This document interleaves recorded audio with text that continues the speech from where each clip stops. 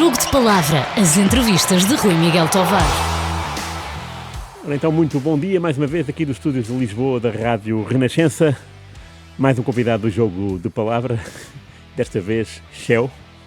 Muito obrigado por ter aceitado o nosso convite.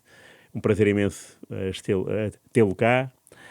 Antes da entrevista vieram 4 pessoas tirar fotografias com o Shell. Isso demonstra a sua dimensão futebolística e, sobretudo, humana, porque muitas vezes, quando trazemos convidados, as pessoas, "Ei, pá, que engraçado e tal."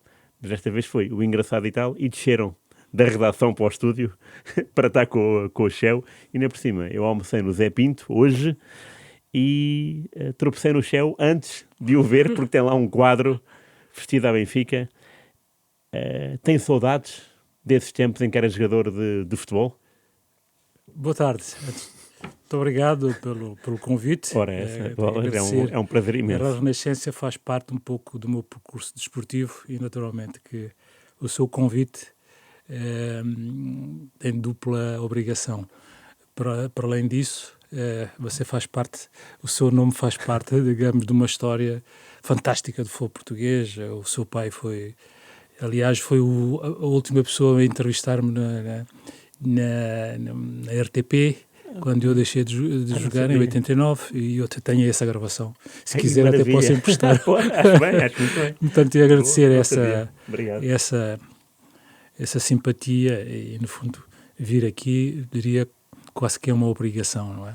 E encontrar gente jovem e se lembrar também é sinal de que nós temos que continuar, digamos, a dimensionar a nossa participação no futebol, dando às pessoas mais novas, digamos, essa lembrança, essa memória que eles não têm.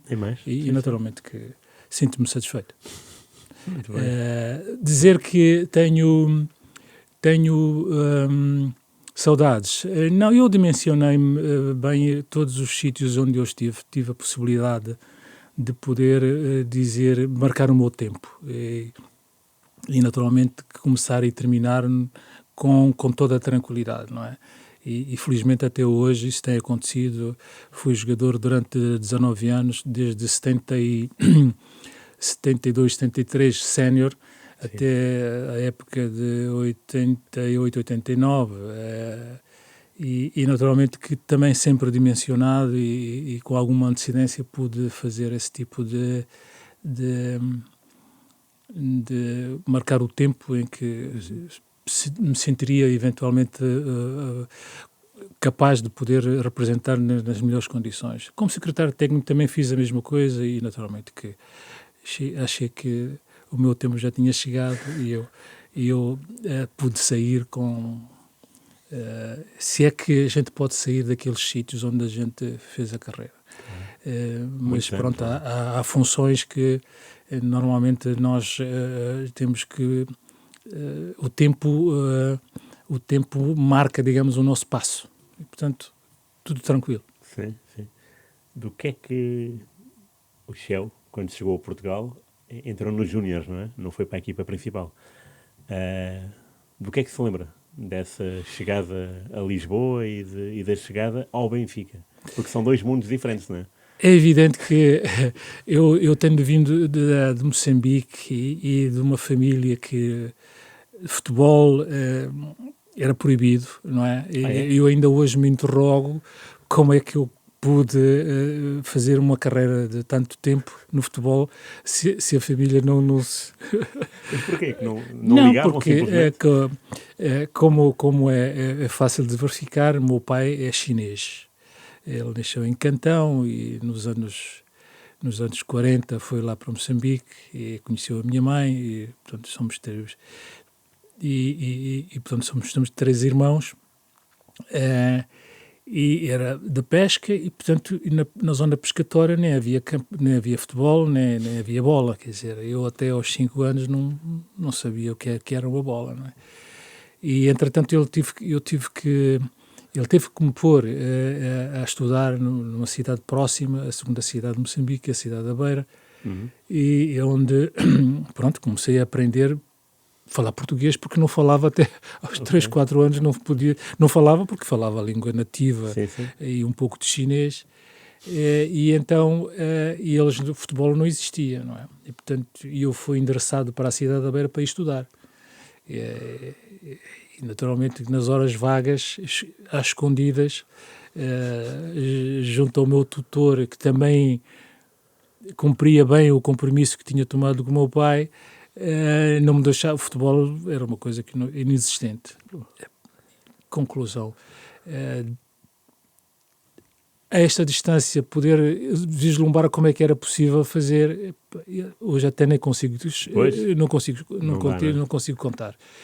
Até que chegou a altura de vir para cá, e naturalmente tive que falar com o meu pai, e ele diz que não. Mas eles até me pagam uma transferência, um avultado de dinheiro. Não, o pai não precisa de dinheiro e não há transferência para ninguém, você não vai. Pronto, está a ver a dificuldade. E então, mas pronto, eu consegui. Eu lembro-me que na Beira ainda, antes de viajar para o Inhaçor, onde estava o meu pai, eu, sabendo da dificuldade, aconselhei-me com pessoas mais velhas, e eles deram-me uns truques. Na altura tinha 16 anos,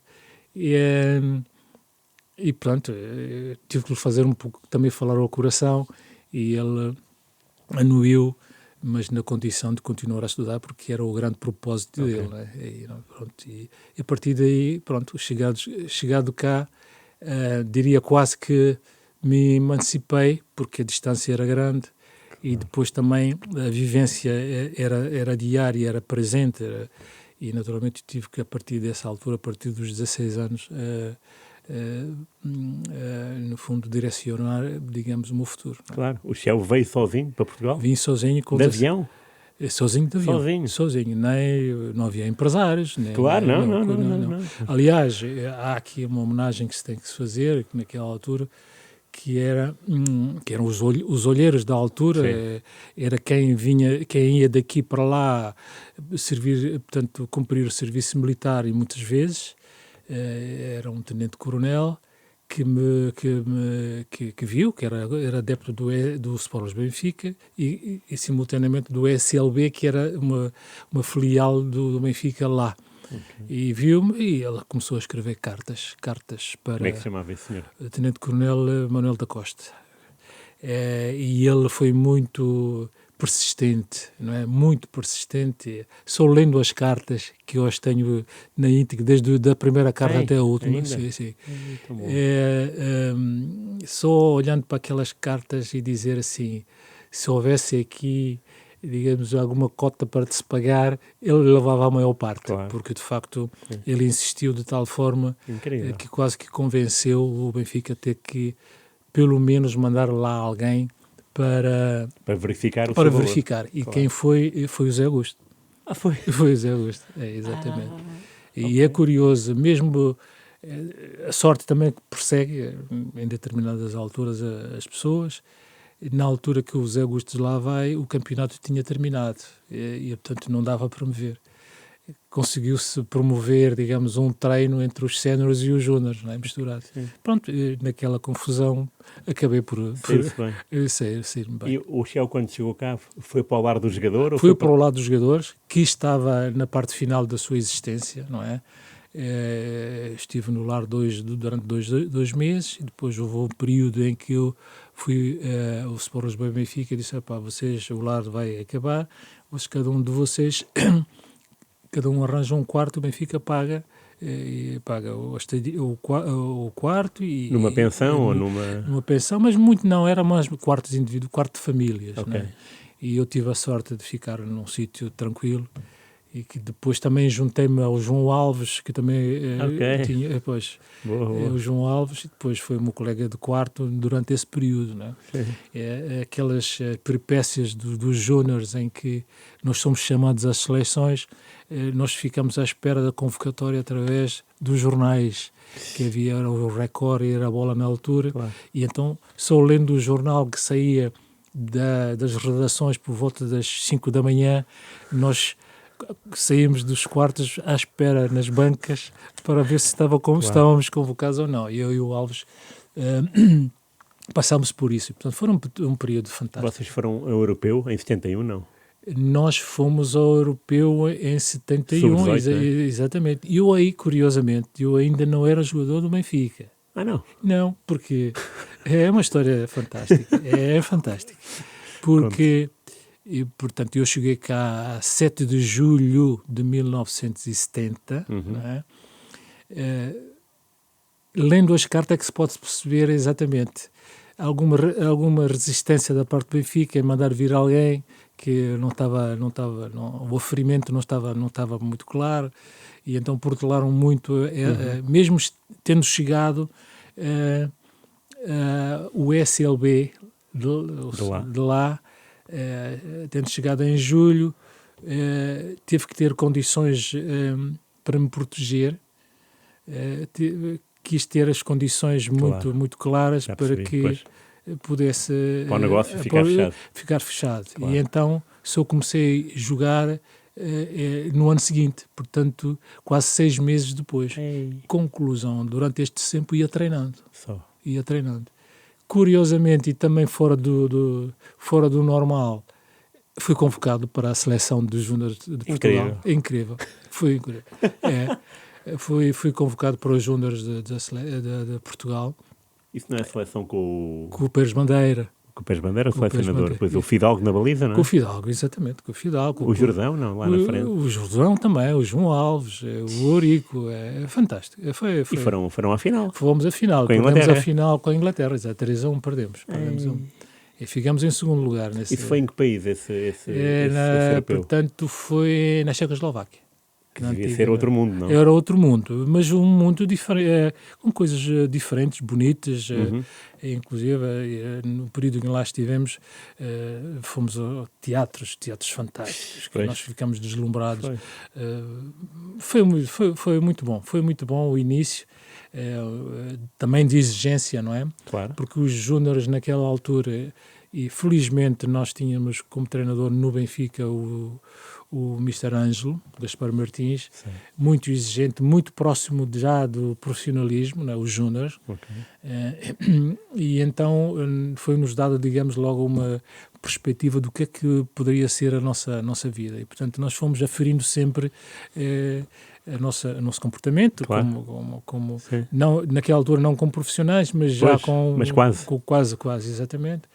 E por isso mesmo também o compromisso que eu fiz com o meu pai de continuar a estudar também foi um bocado alterado, não fazendo na íntegra aquilo que estava comprometido, fazendo outras coisas. Mas fazendo, não é? Mas fazendo. Pouco e pouco, ok. Pouco e pouco, pronto. E conseguiu? O Shell conseguiu? Eu fiz umas coisas que, pronto, eram ferramentas que... Okay. Eu, aliás, de certo modo, também tinha uma pequena bagagem porque eu tinha terminado em Moçambique o meu curso industrial. Okay. O meu curso, portanto, e o meu curso industrial é na área da eletricidade e eu, pronto, tinha essa capacidade também de fazer. Sim. E por cá fiz umas coisas, desenhador, construção civil e aquelas coisas. Fiz. Sério? Fiz. Não sabia? Fiz. E então, pronto. Nos Júniores ainda? Sim, ainda nos Júniores. Nos Júniores, pronto. Mas, quem é que promove o salto para a equipa? Quem é o responsável? Nós fazíamos muitos treinos com os séniores. Muitas vezes eu dizia a brincar, eles eram tão superiores a nós, porque naquela altura os Eusébios, os Simões, claro, o José Augusto, uma coisa fora de vulgar, não é? Nós só tocávamos na bola quando tínhamos que fazer lançamentos à linha lateral. Tínhamos posse da bola. O Toninho, o Humberto, seria? Sim. Essa malta toda. Essa malta toda. Zé Henrique. Sim, malta toda. Foi fantástico. Eu tive muita sorte nesse aspecto, ter caído no meio daquelas personalidades e perceber e, no fundo, fazer leituras de nuances que às vezes não se diz abertamente, mas é com o olhar. Está subentendido. Está subentendido. Okay. E isso foi fantástico para nós. Mas quem foi o treinador? O Jimmy Hagan foi o o Jimmy Jimmy Hagan. Hagan. Exatamente, o Jimmy Hagan. E então? Como é que foi falar francamente, abertamente com o Shell? Francamente, muito poucas falas diretamente, mas a nossa fala era pelo trabalho. Ela por trabalho. Ela apreciava quem desse primazia ao trabalho. Uhum. E ele muitas vezes dizia, quando dizia, vimos tal fulano fora de horas em tal sítio, isto não é problema. Eu quero ver o que é que ele faz no campo. Okay. Se ele não responder no campo, pronto. Okay. E portanto, Boa, quer dizer que trabalhando, claro. e eu fui um pouco beneficiário dessa forma de ver, e eu vendo que a qualidade dos outros era tão grande que só me restava trabalhar. Claro. E qual é que era a posição do Shell? Era meio campo. Meio campo.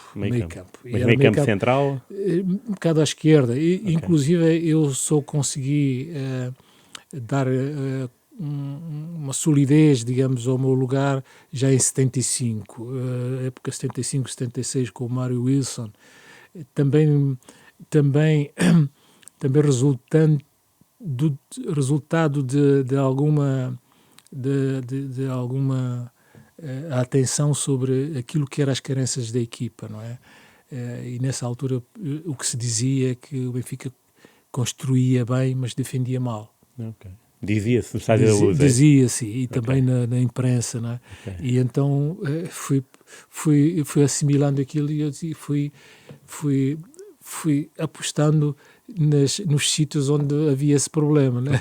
Okay. E pronto, depois acabo por inaugurar aquilo chamado o trinco, no fundo do suporte do Humberto Coelho que subia, sim. Dos laterais que subiam, e então fazer a compensação.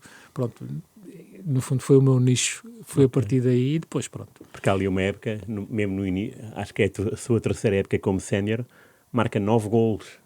Na época toda, entre campeonato, taça e Europa. Sim, mas eles marcavam os melhores e eu sobrava a marcar. Eles marcavam mais o João Alves, eu sobrava, eu marcava. E, portanto, também isso era um benefício dessa benesse que havia, não é?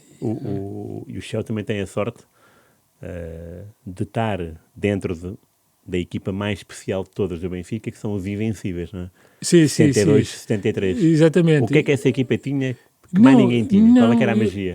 Eu vou dar um exemplo. Na minha estreia, e julgo que nessa época só fiz aqueles 15 minutos, foi 15 de outubro de 70, na época 72, 73, no Barreiro, para substituir o Tony, e eu olhava e digo assim, quer dizer, eu no meio desta gente, entra, entra. Eu tinha uma escapatória. Qual era? A minha escapatória era de que todos os erros que eu pudesse cometer durante aquele percurso, os outros eram tão capazes de reduzir a dimensão do erro, não é? E, portanto, a partir daí fomos eu e os meus colegas, porque nessa ano subimos 7 jogadores dos Júnior. Okay. Isso no fundo enaltecendo a capacidade de treino do Ângelo e do Objetivo. E então fomos apreendendo qual era a capacidade de a gente lá chegar, e portanto fomos, e também às vezes chovia e a gente não apanhava a chuva, quer dizer que isso fazia parte da sorte que a gente tinha, não é? Foi um momento fantástico, inclusive mesmo no suporte de comportamentos que a gente não desconhecia dos anos, não é? De educação, e no fundo eu lembro-me que às vezes os autocarros chegar e sentar não era, não, primeiro deixa os mais velhos sentar, depois sentava. Okay. É porque podia-se correr o risco de sentar em cima no lugar indevido, não é? No lugar indevido. E isso tudo aparentemente sendo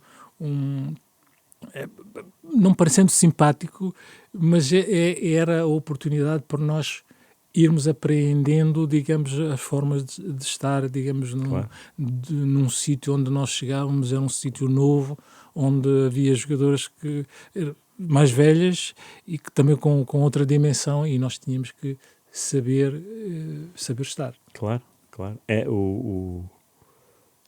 O Shell apanha como capitão de início, é o António Simões, não é? O Simões, quer dizer, é uma lenda.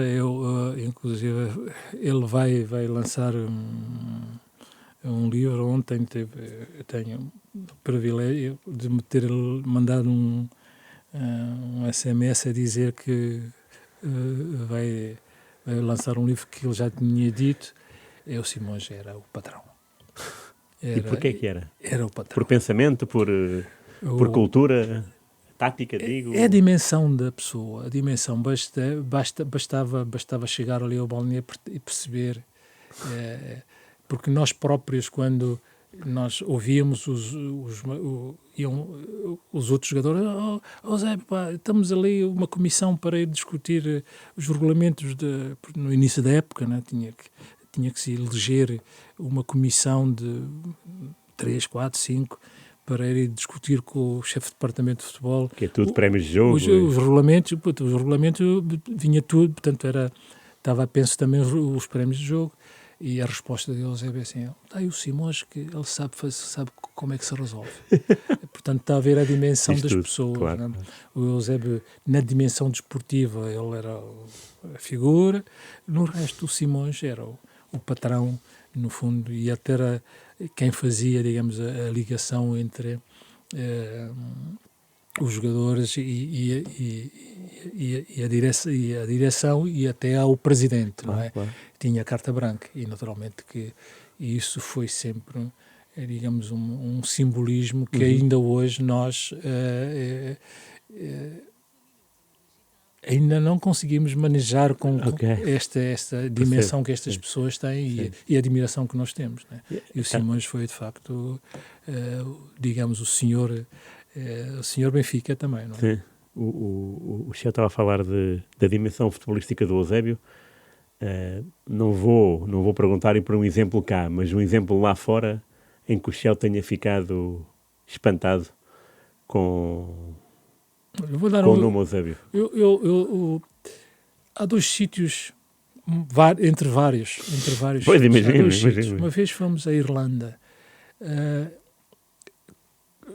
Pela Irlanda, exatamente, fazer lá um jogo da Liga dos Campeões. Entramos, e quando chegamos ao estádio, toda a gente estava à espera do Eusébio. O estádio de pé.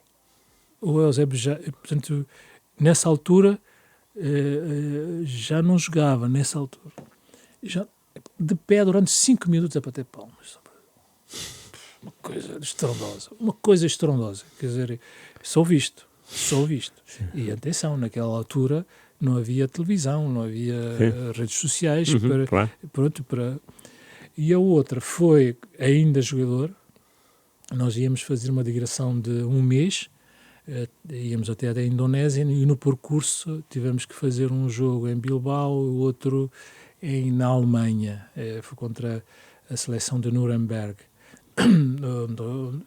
onde está o Bayern e companhia. Então, a seleção de Nuremberg, de quem estava? O Maier, o Beckenbauer, o Müller e estas coisas todas. Quando a gente chega, na antevéspera, tinha havido um jogo contra o Montijo e o Eusébio lesionou-se.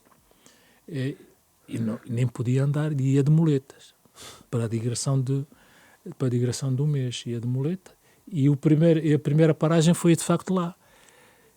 Quando chega o dia do jogo, Eusébio de muletas, portanto, chegamos ao campo, a equipa entra a aquecer, de repente e nós ficamos no balneário.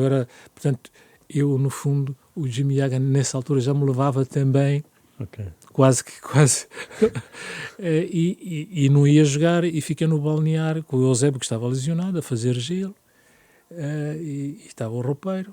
De repente chega o Fernando Neves, que era o chefe de departamento do futebol, e disse, não há jogo. Não há jogo. Porquê? Porque dizem que o Eusébio não joga, não há jogo. Nem há cachê. E quando eu vejo depois o procedimento e o Eusébio acaba por jogar, marca um golo e dá outro e depois vem-se embora. A sério? Marcou um e deu um? Eu disse, pronto, sou aqui, portanto nós ficamos com isto. Não, de facto, é uma coisa assombrosa, não é? Contado, na Coreia não fui, mas os que lá foram, na alfândega, muito rigoroso, filas e filas. Os coreanos souberam que o Eusébio estava. Todos saíram dos seus sítios fazer vénio ao Eusébio. Pararam de fazer o que estavam a fazer. Coisas incríveis. Portanto, eu tive esse privilégio, de facto. E ele dentro de campo, como é que era? Não, fantástico. Mas falava com os jogadores, com os companheiros? Sim. Era homem de falar durante o jogo? Sim. Aliás, ele depois havia, no tempo mais fervoroso, conta ele as peripécias que tinha com o Mário Coluna, porque o Mário Coluna era, naquela altura, digamos, a pessoa, não é? O jogador, claro, que pairava. Sim. Depois também o Jaime Graça, que era o homem da visão, o homem da visão do jogo. Eles muitas vezes diziam assim, 5 minutos depois de começar o jogo, dizia assim o Jaime Graça, chamava os colegas, chamava o Eusébio, temos que alterar aqui qualquer coisa, que isto não vai dar assim. Quando ouvindo, quer dizer, isto... Espetacular. Ouvir esta coisa do Eusébio foi fantástico, essas histórias que ele contava. Depois ele dizia, vamos puxar aqui, vamos coisa, e aquilo, no fundo, ia resultando, claro. Pronto, porque eles, em loco, lá no terreno, tinham essa capacidade de poder discernir e poder antever o que é que podia acontecer, não é? E eram jogadores dessa dimensão. É a dimensão. Há bocado falámos do Jimmy Hagan e da equipa dos Invencíveis, mas depois houve outra equipa do Benfica, com o Mortimer, Invencíveis, mas que não foi campeã, porque foi o Porto de Pedroto, não é? Em 78 ou 79. Exatamente. E o Shell ainda fez mais parte dessa equipa? Porque... Eu fiz por 2 ocasiões, 2 momentos, porque no primeiro ano do John Mortimer, o plantel tinha, no fundo, naquela altura, os jogadores terminavam as suas carreiras por 26, 27, 28 anos. Tinha havido uma grande debandada de jogadores. Okay. E então, nesse primeiro ano, foi muito difícil. Eu lembro-me que, com o Mortimer, eu lembro-me que a 5ª jornada no Campeonato Nacional, nós tínhamos só 1 ponto. 1 ponto. E inclusivamente, não havendo naquela altura esta febre de escutadas psicológicas, mas já se sentia essa possibilidade. E nós, o sentimento que nós tínhamos, o treinador era um de nós, era um dos nossos, e então eu sei que às tantas nós queríamos ganhar pela pontuação e por ele. Okay. Lembro-me que chegando ao fim, ganhamos o campeonato com 5 pontos de avanço. Okay. Exatamente. Portanto, foram anos de remontagem digamos, dos plantéis, anos difíceis, porque éramos novos, não é? Depois começaram a despontar jogadores de grande craveira e nós sabíamos perfeitamente quanto valia cada um. Claro. E depois, dentro daquilo que sabia, daquilo que valia, tinha que fazer o seu trabalho o melhor possível, não é? Porque você, por exemplo, depois mais tarde, o Chalana também foi um bocadinho mais tarde, é um bom exemplo.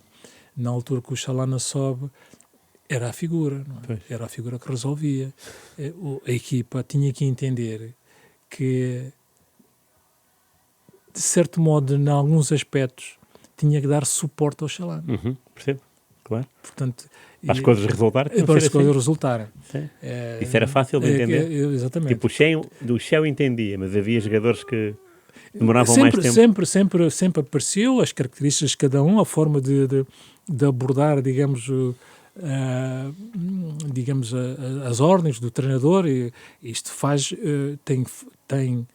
tem feito e desfeito os jogadores, claro. Porque depende da perspectiva. Há uns que reclamam e quando reclamam acaba por resultar, outros não reclamam, não resulta, pronto, mas há sempre uma lição a tirar, mas normalmente o que se pede é que cada um de nós pense como num todo, porque o grande beneficiário tem que ser a equipa, não é? Claro. Tem que ser a equipa. Sim, e o Shell sempre foi considerado um jogador de equipa, não é? Sim, com certeza.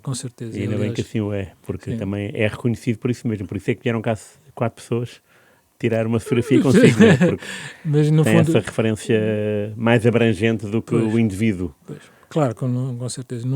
Nessas coisas nunca assumi essa... Mas há dias e dias, há golos e golos, e o seu gol na final da Taça UEFA está lá, não é? É um gol do Shell, não há dúvida. Sim, mas tem uma má lembrança. Eu sei. E eu tenho esse jogo, tenho em VHS. Ainda não consegui ver o jogo na íntegra. Não? Sim, não, porque é uma má memória. 41 anos. É uma memória porque, pronto, estavam ali, embora nós reconhecêssemos na altura da dificuldade da equipa, porque a equipa era muito forte, mas pronto, depois fomos aprendendo com o tempo que a expectativa que a imprensa e o público têm às vezes é diferente daquela que nós temos, porque nós sentimos a realidade. Claro. O facto de termos feito um resultado razoável fora implicaria, em termos teóricos, digamos quase que aqui uma vitória, não é? Claro, e porque é que é razoável? Porque no fundo foi 1-0 em Bruxelas. Exatamente. E com a hipótese, inclusive, e quase com a hipótese de a gente marcar um golo lá, não é? Ok. E na última jogada eu lembro que houve ali uma possibilidade de poder fazer o golo e empatar. Mas pronto, nós sabemos que as coisas às vezes não funcionam assim, e no jogo cá... É um grande golo. É um grande golo, pronto, mas também tem uma explicação que tem a ver com o seguinte, é a conjugação de ideias que resulta numa, Está a falar do Amorti e do Humberto Coelho? E o cruzamento do Chalana. Ok. O Chalana, quando cruza, e nós sabemos que o Humberto tinha essa capacidade e depois no sítio onde o Humberto dificilmente ele, como um jogador inteligente, procurava alguém que aparecesse no espaço. Portanto, e essa conjugação foi fantástica. A nossa satisfação é mais isso do que o próprio golo. Sim. É mais essa... Claro. Pronto, basta ver, eu tenho aqui um exemplo que é fantástico, que é um dos golos da seleção portuguesa agora contra a Polónia. O Nuno Mendes faz aquele cruzamento. Aliás, o próprio Rafael Leão faz aquela jogada e entrega, deu o sinal logo ao Nuno Mendes, que ele percebeu matematicamente que... Claro. Portanto, são os tais jogadores que... Sim.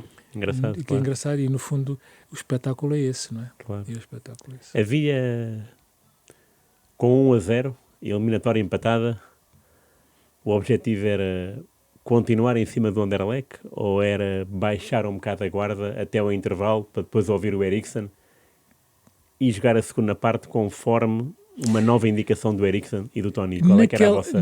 Naquela altura, inclusive, o erro não foi um erro, foi um erro coletivo. Eu lembro-me que a jogada da saída para que deu aquele golo, o guarda-redes lançou a bola para o lateral esquerdo, não é? Que merecia uma pressão que não teve. Okay. Quando este ele desliga, desencadeia, digamos, compensações. Sim. E essas compensações vão fazerem-se, muitas das vezes,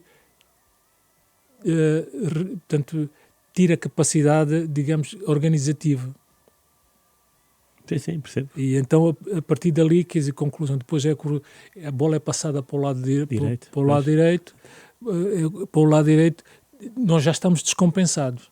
Não é? Okay. Conclusão, no fundo é um erro coletivo que nem é do treinador, é da equipa, porque nós sabíamos que o segredo ali era tapar a primeira saída, para que, mesmo chegando, poderia chegar um bocadinho atrapalhado.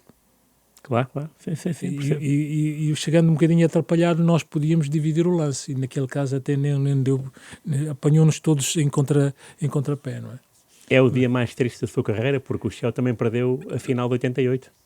Sim, A final europeia, eu atenção. nem nas vitórias, nem nas derrotas tinha essa, quer dizer, amplitude de estado de espírito, não é? Porque sabia que a minha profissão era aquela e nós... Agora, quando as coisas se iam mal, nós tínhamos que apreender e saber o que é que nós teríamos que mudar, não é? Quando ganhava também, sabia que ganhando aumentava a nossa responsabilidade perante nós e perante o nosso público, Claro, não é? sim. E significa que nós, tendo a capacidade de ter feito aquilo, significava que nós temos que fazer melhor da próxima vez. Eu tinha esta característica de, ganhando, assumir a responsabilidade de que tinha a ganhar no dia seguinte, e eu já estava a pensar no dia seguinte. Portanto, não dava para andar, no fundo, a festejar, não é? Porque eu não sou muito também assim de festejar euforicamente. E na derrota também, é evidente que na derrota também às vezes temos que perceber porque é que nós perdemos. E Com o PSV, por exemplo, o que é que... Não, a grande equipa que era, e no fundo os erros, e assumir os erros que nós fizemos naquele jogo, não? Isso indiscutivelmente. Ok. De boas memórias, tenho aquela final da Taça de Portugal 3-1 ao Porto, em que, segundo me dizem, o Shell até jogou pouco nessa época, porque era um treinador com algum mau feitio, que era o Paulo Cernay, e depois o Shell joga a titular e faz as 3 assistências para o Nené. É 3-1, hat-trick do Nené. Isso bate tudo certo? É tudo verdade? Essa época não foi uma época em que o Shell tivesse estado... Sim. tivesse jogado muito? Sim, de certo modo. Porquê? O Cernay não queria um trinco? Ou... Não, também é assim... aliás, já há aqui um episódio... É um episódio que marca muito esse jogo, que eu não jogava há 6 meses. Há 6 meses? Por opção? Não, opção técnica. Opção técnica, por opção, não jogava por opção. E derradeiramente, quer dizer, em termos de derradeiros, alguém terá dito, vamos alterar aqui isto. E, inclusive até eu próprio fiquei um bocado... Pois, um bocado surpreso, mas pronto. Mas eu, aliás, tive uma peripécia que quem conseguiu, no fundo, equilibrar-me em termos psicológicos, porque quem não joga há 6 meses e jogar uma final não é fácil. Porque nós não temos a confiança física, anímica de nós próprios, não é? Não, porque nós não tivemos provas concludentes de como é que nós estamos. Sim. E então, aquela hora e meia no balneário, estive mais a conversar com um colega na altura, que era o José Manuel Delgado. Foi? Engraçado. No fundo, mas e agora o que é que vou fazer? Mas pronto, mas resultou, mas pronto. Essa química com o Nené era uma coisa antiga já? Já havia... Nós sabíamos que o Nené tinha uma característica fundamental, que é a velocidade e, digamos, o acerto, ele dizia, não é preciso chutar com muita força, é como se fosse um passe. E nós punhamos estas coisas na cabeça. E ele... E há de reparar que nos lances, ele quase que nem domina a bola nos 3 lances. Nos 3 lances de golo, quase é um domínio ligeiro para endireitar, porque nós sabíamos que, com a velocidade que ele tinha, a gente pondo a bola no determinado ponto, ele, em 3, 2 eram no Nené. Portanto, isso era quase, no fundo, uma aposta ganha, não é? E, no fundo, é o que aconteceu, não é? Aliás, já aconteceu naquele jogo, como acontecia também nos outros, não é? Quando o Nené, no fundo, a gente metia ele, quando o guarda-redes saía, quando ele assim, tens que olhar para o pé de apoio, quando ele vai pôr o pé de apoio, ele já não dá para virar. É quando eu chuto, diz ele. Portanto, o Nené tinha essa da sabedoria, não é? E pronto, não é por acaso, não sendo um ponta de lança com arcabouço, Sim, claro. foi quantas Foi um vezes goleador. Claro. Portanto, usando a inteligência que ele tinha, Sim. que era de uma fineza extraordinária. Não é? Sim. Curiosamente, a seguir ao Chernay, volta o John Mortimer, não é? Volta o John Mortimer. E o mesmo John Mortimer ou diferente? Não, sabe que o futebol vai evoluindo, e inclusivamente mesmo no primeiro período houve alturas em que havia diálogos com alguns jogadores com mais tarimba, provocavam diálogos para um determinado tipo de abordagem nas coisas, né? Mas ele foi sempre um treinador com uma... Nós depois percebemos que ele e os outros treinadores, todos os treinadores, têm uma ideia de jogo, não é? Independentemente de que vier alguém de fora de querer dizer alguma coisa, ele, no dia que ele mudar de rumo, deixa de ser ele, passa a ser os outros, não é? E essa é uma convicção que ele tinha de facto, não é? Okay. É isto para dizer que ele mesmo, com algumas alterações, não é? Como fizeram outros tantos, não é? O próprio o Eriksen, no primeiro momento, a primeira abordagem que nós tivemos com ele foi uma novidade pura, não é? Não é? Mas quando chega a segunda vez, continuando a ser, digamos, sempre um treinador inovador, mas já as coisas, nós já conhecíamos algumas coisas. Claro. Mas foram treinadores que tiveram... Essa do Eriksen, a novidade é treinar com bola logo? É uma das novidades? Não, uma das novidades logo no início aliás, como é normal, quando um treinador novo chega, começa-se, no fundo, a dizer como é que funciona a casa, em termos de logística, em termos de como é que é o espaço de funcionamento, os locais de treino, os locais de fazer crosses, locais de treino de bola. Quando se chegou ao sítio de zonas de cross, e ele vira-se para a pessoa que eu acompanhava e disse: mas eu não sou treinador de atletismo, sou treinador de futebol. Pois, certo. Pronto. E isso, como é que isso, às tantas... Eu só bola, eu só com muita bola. E às vezes davam-nos a bola, não é? Muitas vezes, e chegávamos a uma altura e dizia: a gente já não quer a bola. Porque era, no fundo, nós tínhamos um brinquedo, mas aquele brinquedo, nós para termos o brinquedo, tínhamos que fazer muitas coisas com aquele brinquedo e muito tempo. Sim. E no fundo isto era a capacidade aeróbica, anaeróbia, que era trabalhada ali, para de resistência, Claro. Não é? Sim. E então, sem saber, a gente ia trabalhando dessa parte que ele deixou de fazer na mata, Claro. E fazia ali com a bola. Com a não é? bola. Portanto, isso é uma abordagem nova. Outra abordagem que o Eriksen trouxe foi treinos de conjunto.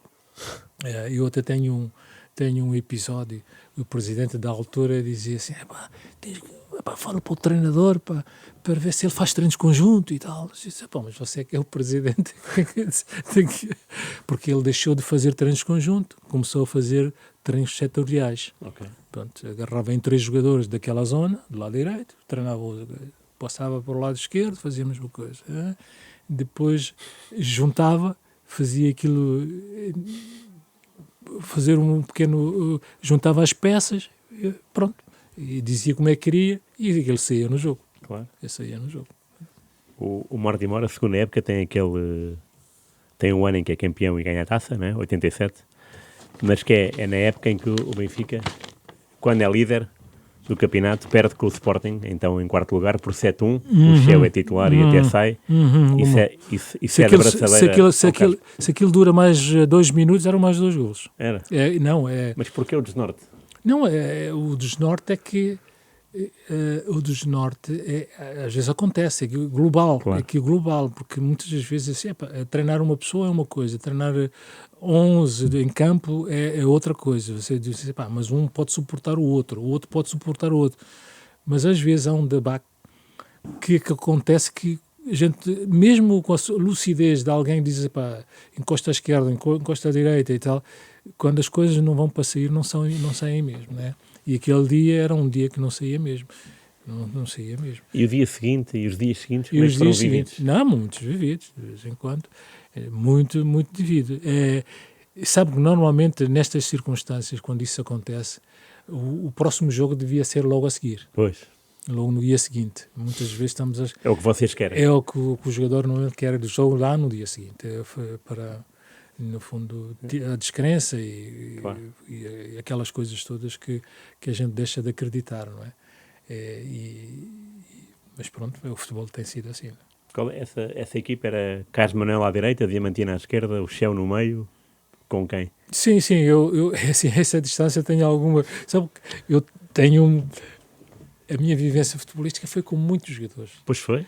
Depois... Podíamos estar aqui o dia todo a falar deles, ou não? E depois o que é que acontece? A partir de 89 para a frente até 2018, é só jogadores. Mais jogadores também. Mais jogadores. Muitas vezes confundo com quem que eu joguei, não é? Mas pronto, mas foi por aí. O Carlos Manuel, o João Alves, o Diamantino. Aliás, numa das finais que nós tivemos... com o PSV, o Diamantino lesiona-se e o Cheu é capitão, não é? Exatamente, eu também, exatamente. Eu já não jogava, normalmente, e portanto era o Diamantino, e no último jogo contra o Guimarães ele lesiona-se gravemente, e fomos fazer o estágio ao Algarve, e já o Diamantino não pôde ir. Portanto, e eu fui fazer, digamos, a compensação, Claro, quer dizer, sim, a compensação que não era compensação, porque o Diamantino tinha uma característica Claro, exatamente sim. outra, não é? Portanto, isto na época de 80... É 7-8, 87-88, essa final europeia com o PSV, não é? Exatamente. E o Cheu apanhou imensos extremos habilidosos, imensos avançados, falámos do Nené, mas há o Eusébio, né, por exemplo, imensos guarda-redes, né? Zé Henrique, Bento. Qual é que é, assim, os seus grandes amigos de balneário que cultivou desde sempre, quem são? Eu, de uma forma global, quer dizer assim, de repente, todos. Mas depois há aqueles a quem a gente pode contar uma anedota que... Não, porque depois também, aliás, eu até posso navegar aqui navega à vontade. às vezes no futebol, os grupos daqui, grupo de Barreiro, grupo não sei de quantos. Sim. É muito importante que nas equipas haja grupos. Claro. Bastante, é muito importante, porque eles são, digamos, passam a ser locomotivas às vezes de um determinado objetivo. E normalmente como o objetivo é ganhar, não é? E então é sempre ir atrás deles. Claro. Pronto.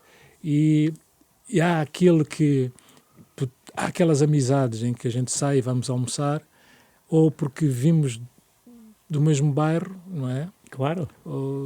É tudo natural. É tudo natural, muito claro. natural. Eu às vezes, ainda hoje, às vezes quando se fala em balneários, eu não desligo, mas é quase porque às vezes inventam-se coisas incríveis quando de facto é o melhor sítio que há. Okay. É o melhor sítio que há. Portanto, não... aquilo que parece as catatumbas onde se inventam... Sim, onde se cozinha alguma malvadez, mas não, malvadez, não, pelo contrário. Claro. É o sítio... Mesmo havendo uma pequena, contraditório, é muito bom que às vezes haja, que normalmente os plantéis com uma capacidade de união, muitas vezes elas se reúnem sem nenhum dirigente para, no fundo, limpar as arestas. Claro, percebo. Isso é fantástico. Depois dessas conversas, normalmente, o grupo fortalece-se de uma forma incalculável. As pessoas não sabem até de onde é que vem a força. E, no fundo, essa é a força do balneário. Fantástico isso. E então, eu lembro-me perfeitamente do grupo do Barreiro, que vinha na carrinha do Bento, não é? E as coisas que se dizia na altura, não sei quantos, quando de facto não tinha nada a ver com isso. Agora, nós tínhamos que, às vezes, criar anticorpos para que aquele tipo de discurso não entrasse no balneário. Claro, sim. Mas não, os planteios normalmente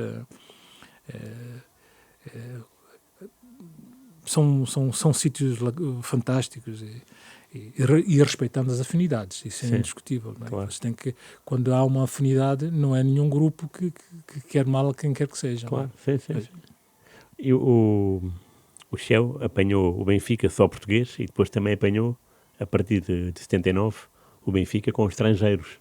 Natal Assembleia em 78, será em 78, do Jorge Gomes. Pronto, apanhei. Eu apanhei esse. O que é que mudou? Se é que mudou alguma coisa no Benfica? Entraram estrangeiros só, não é? Sim, não mudou. Não, a nossa, portanto, o balneário continua sempre mesmo, com as mesmas características. Mas foi engraçado, por exemplo, assistir ao Maniche, ao Stromberg, não? Não. Por exemplo, o benefício da chegada dos estrangeiros. Quando o Magnusson chega, no meu caso pessoal, eu tinha um inglês de escola, né? Okay. E eu disse, isto é uma boa oportunidade. Então, qual era a oportunidade? Eu fiz manobra para que ele fosse meu colega de quarto. Okay.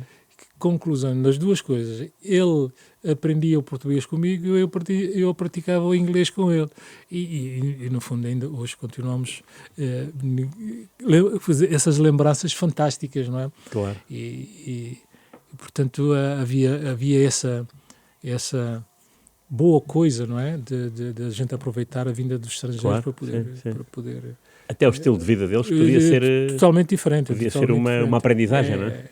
E, inclusivamente aqueles acanhamentos dos jogadores que vêm novo, em que acaba o treino, vai tomar banho, ele não tira a trouxe. É? Pois, não tira a trouxe porque não está habituado a andar no meio de tanta gente. Né?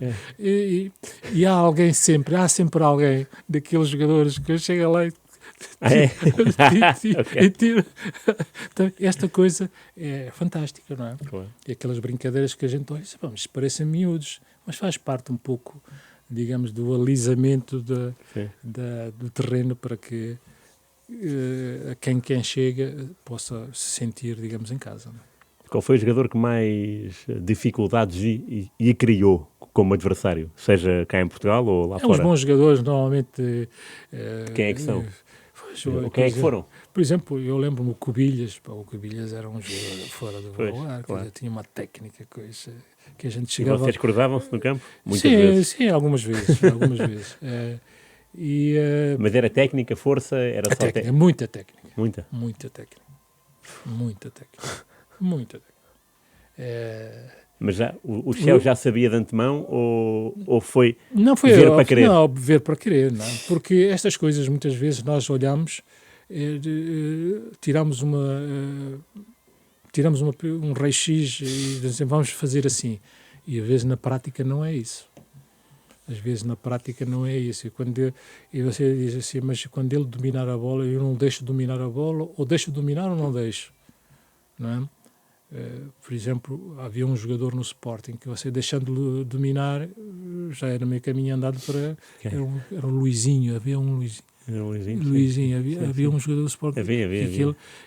Nós às vezes dizíamos, Veloso, não deixa dominar. No fundo, para quê? Porque ele tinha uma característica que dominando ele ia-se embora. Pois. Então, não deixando dominar, pronto, era igual aos outros. Sim. Era igual aos outros. Portanto, essas coisas... Também é uma coisa que é valorizar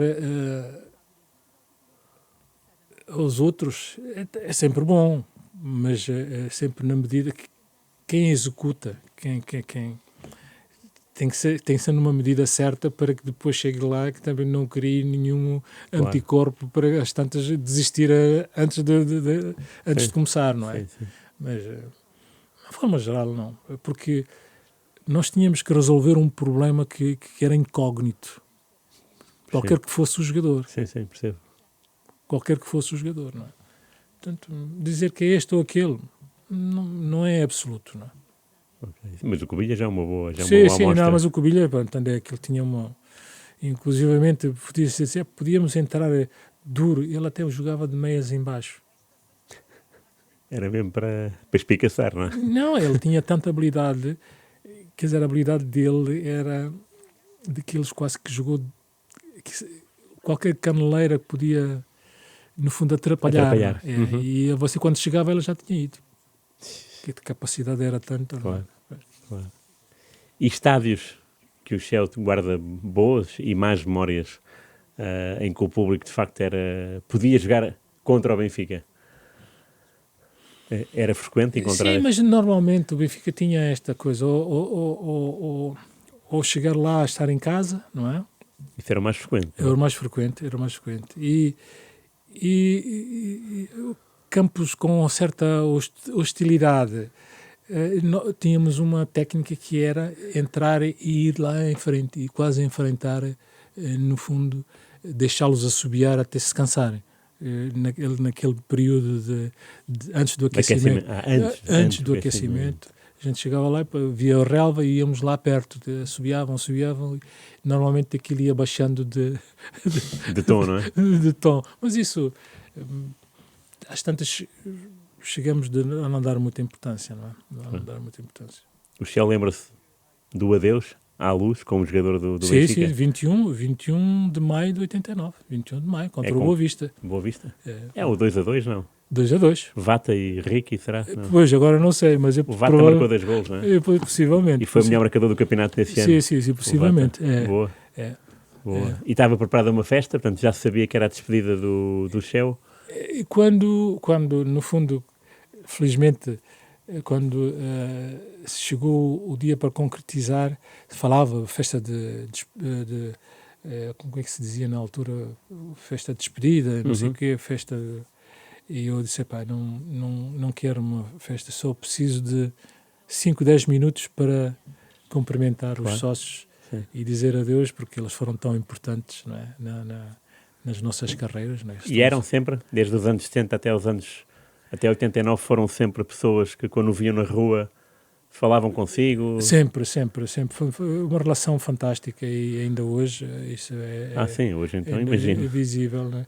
E eu tive esse privilégio de poder criar com eles, digamos, essa troca de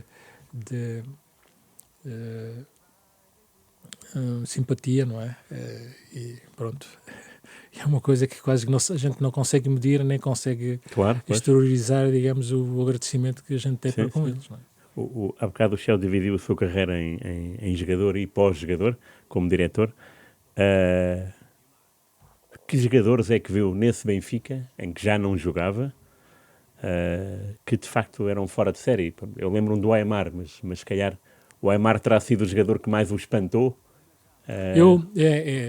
Eu falo de tudo, de técnica, de humildade, mas também, como pessoa. Pronto, mas eu se calhar não me fiz compreender há pouco, que também não fui claro. A abordagem que eu faço do Benfica, dos jogadores do Benfica, dos treinadores do Benfica, é uma abordagem que sempre está sob um código que fui criando para com eles, que esse código não desapareceu no dia que eu saí. Claro, sim. Custa-me muito, porque no fundo é um pouco assim, realçar este ou aquele, porque eles todos foram impecáveis, foram fantásticos, mesmo aqueles que deram, como diretor, problemas de resolver, trouxeram um problema que a gente desconhecia e que nós podemos resolver. Portanto, isso é uma mais-valia. Claro. Portanto, eu ponho esta gente toda assim... Eu percebo, mas há bocado, por exemplo, o Shell falou de livre vontade no Chalana. Isso também quer dizer alguma coisa, não é? Sim, quer dizer... E a minha pergunta é, desses jogadores todos, o Shell de 89 até 2022, um jogador que você tenha achado, este jogador, como pessoa até, tipo uma pessoa de humilde, e que já tinha atingido um estatuto, o Aimar já tinha feito muito na carreira. Sim. E chegou aqui ao Benfica e continuou, para mim, continua o mesmo. Sim. Há um lote de jogadores de grande capacidade, quer dizer, a gente são extras, não é? O Chalana é um extra, os Claro. Amares são extras, os Ebis são extras, Sem dúvida, não é? sem dúvida. Exatamente. Eu só quero ouvir os extras positivos e não os negativos. Eu por aí, eu percebo que as pessoas não tenham à vontade em falar são de extras, negativos. não é? São, e no fundo, muitas das vezes nós dizíamos, por exemplo, que o Chalana dizia, pá, fica aí, não venha, como que diz, não venhas defender, não desgaste, porque nós sabíamos que ele ia nos resolver o problema. Não é? Claro. Sim, E sim, então, e esses jogadores é evidente que são marcantes, não é? Quer dizer, O indiscutível. Shell alguma vez foi responsável por alguma contratação de dizer, olha, este jogador...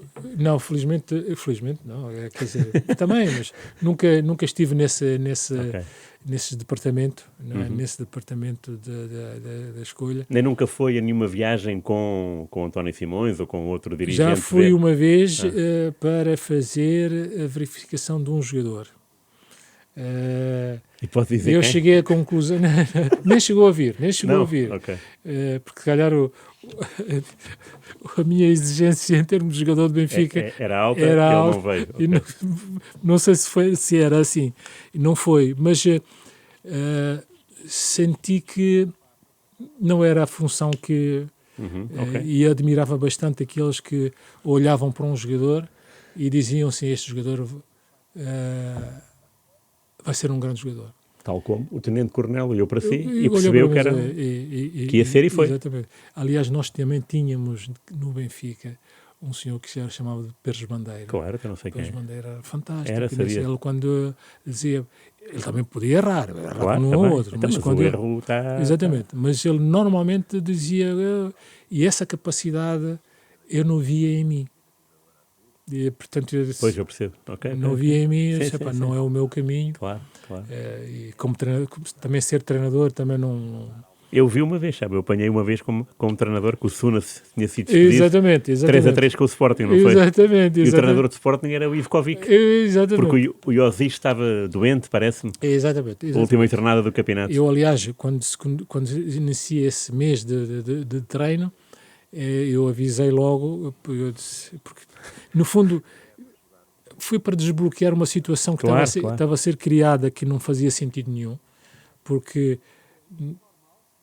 na passagem na saída do Sune com a vinda do outro, durante o mês, pôr alguém que iria fazer parte da equipa técnica seguinte não fazia muito sentido, porque a equipa estava muito com resultados muito negativos. Sim, estava, claro. Não fazia muito sentido que ela ficasse, o tal treinador ficasse agarrado a resultados tão negativos. Aliás, esse derby era para ver quem era o terceiro classificado. Benfica Sporting. Exatamente. Há bocado perguntei sobre o estádio e esqueci-me de falar do Estádio da Luz, porque o Shell jogou toda a vida no Estádio da Luz, que é o estádio, não é? Sim, o estádio. O estádio. Este estádio, de facto, é mais moderno, não há dúvida. Exato. O Shell teve não sei quantos jogos no banco de suplentes, porque como diretor estava lá sempre e as câmaras apanhavam-no em flagrante. O que era jogar no antigo Estádio da Luz para as pessoas que não sabem da existência do estádio, a não ser por vídeo, que nunca tenham vivido de facto, era marcante, muito marcante. O jogador tinha que se preparar animicamente para poder... Mesmo o jogador da casa? Mesmo o jogador da casa. Ou sobretudo o jogador da casa? E sobretudo o jogador da casa. Okay. E sobretudo o jogador da casa. Okay. Porque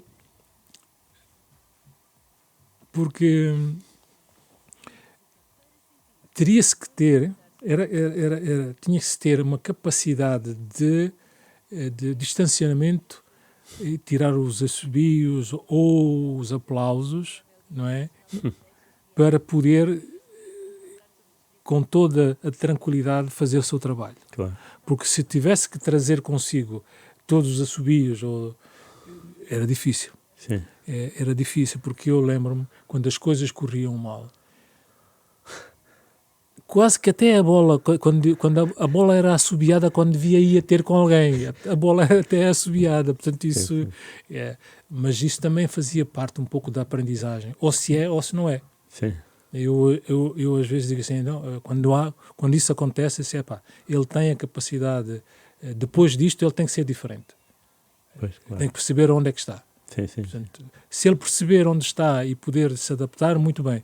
Se não puder, às vezes aquilo é uma angústia permanente, porque saber que vai jogar num estádio com 60 mil pessoas, como tem acontecido ultimamente, Sim, ultimamente. não é fácil. Mas no outro, às vezes era 80 mil, 90. 80, nós chegamos a jogar, lembro-me um Sporting, um Benfica Sporting será para a Taça de Portugal, que foi o Ramalhante, 120 mil pessoas, 120 mil pessoas. Nós, quando falávamos para nos comunicarmos, não conseguíamos ouvir. E isso, para você discernir e jogar e ter todos os sentidos apurados, não é fácil. Eu lembro-me de estádio da Luz a abarrotar, para lá do limite, Benfica-Porto, 3-1, o hat-trick do Rui Águas. Sim, o hat-trick do Rui Águas. Não sei se o Chel era capitão nesse dia ou não. Pois, não me lembro já. Eu lembro desse jogo. Eu lembro disso. Tenho até em vídeo. Também? Já somos dois. Também tenho. Mas a minha questão é, o Chel como capitão deve ter conhecido imensos capitães, não é? Sim.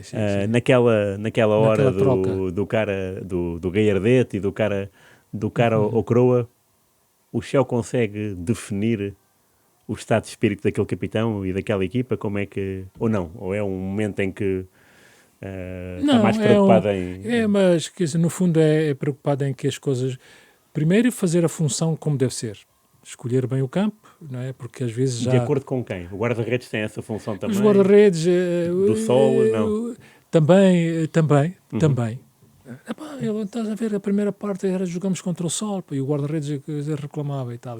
Tudo isso era discernir. Claro, porque há plantéis que isso aconteça, outros podem não acontecer, mas normalmente naquela altura acontecia. Não estás a ver, que o vento era para aquele lado, tinhas que ter escolhido. Portanto, isso é tudo harmonizado, claro, antes do jogo. Sim. Dizer, como é que é? O que é que achas? Vamos contra o vento ou a favor do vento? Claro. Ele diz, pode ser a favor. Portanto, harmonicamente aquilo era escolhido. Em relação ao capitão adversário, não, no fundo não tinha nada de assim. Era um momento tranquilo, era o último momento tranquilo. Depois, a partir daí é que era a doer. E é mesmo exatamente isso. Apito do árbitro, o jogador transforma-se. Claro. Transforma-se. Última pergunta sobre a Seleção Nacional. Aqui falámos de 71, do Campeonato Europeu Sub-18, de ir à final, e depois o Chel subiu à Seleção A. Qual foi, assim, o seu jogo que guarda melhor memória ao serviço da seleção? Não, no fundo é o primeiro jogo contra a seleção da Itália em Turim, a primeira convocatória. No fundo é o primeiro jogo em si. Depois também, aliás, eu fui internacional, como eu já disse, só comecei a jogar no ano seguinte. Joguei primeiro na seleção antes de jogar no Benfica. Isso é... Pronto. E então não existe. Esse é um tempo que quer dizer, ainda hoje eu tentar perceber esse momento... Não dá, é verdade. São momentos marcantes e que... Pronto, mas falando aqui da seleção, queria aproveitar a circunstância de... Nunca trabalhei com o presidente atual e quase de saída, Fernando Gomes, dizer que foi um percurso fantástico, porque eu pertencia à Seleção Nacional nos anos muito difíceis e a modernidade que se assumiu depois da entrada dele é fantástica, e naturalmente isto só se pode dar os parabéns por esse trabalho, não é? É um trabalho fantástico e que responsabiliza quem chega. Claro, verdade. E agora lembrei-me, a propósito do início do programa, a última pergunta. O seu pai alguma vez o viu jogar aqui no Benfica? Você faz mais uma pergunta para dizer que nenhum membro da minha família, pai, mãe, irmãos, viu um jogo meu enquanto nunca? Jogo. Nunca, nenhum deles.